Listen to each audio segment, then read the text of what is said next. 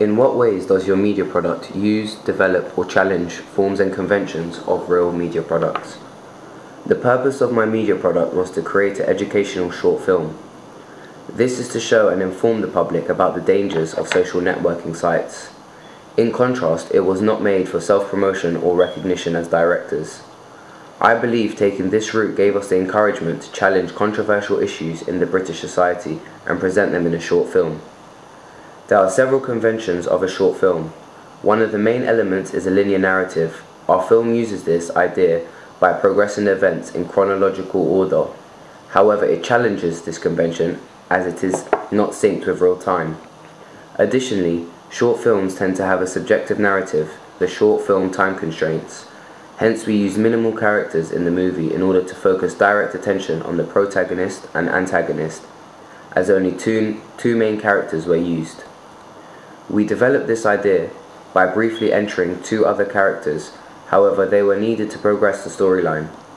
Many short films tend to have simple plots with clever twists.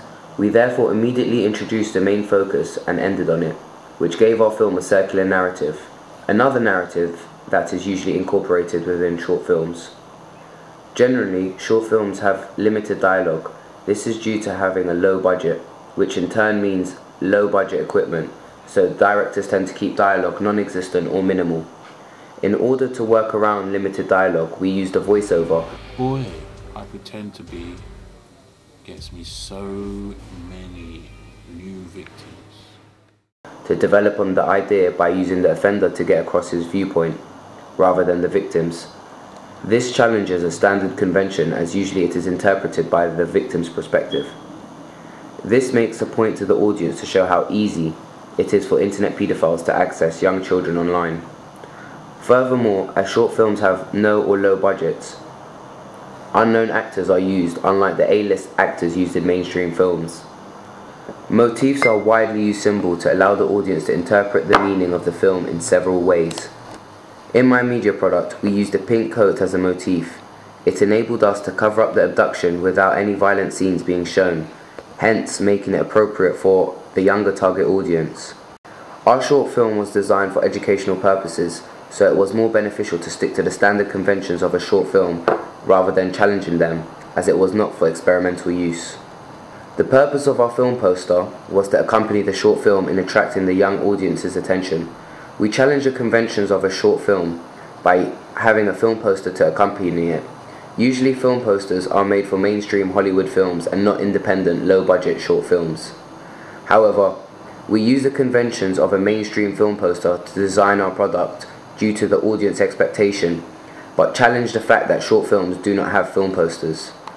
The conventions of a film poster include a big background image of an actor. We challenge this by using our main image of a close-up of the perpetrator's eyes, as it adds visual suspense. Other conventions of a film poster include a title. Our film's title is Deception. This makes the audience aware of the genre and giving an insight to what the film and theme is about. Having a bold red coloured title will make it stand out to compete with other film posters, as well as drawing the audience's attention. Another technical code is the persuasive language used in the taglines to attract the reader to the film. Our tagline, "People aren't always who they seem," related back to the theme of the film, which again attracts the potential viewers. We challenged the standard convention of using a BBFC in our poster as we felt it was not necessary, as we had a broad target audience due to the nature of the film being for educational purposes. We used the convention of building blocks to make our poster more authentic, in order for the audience to be aware that it is a film poster starring unknown actors.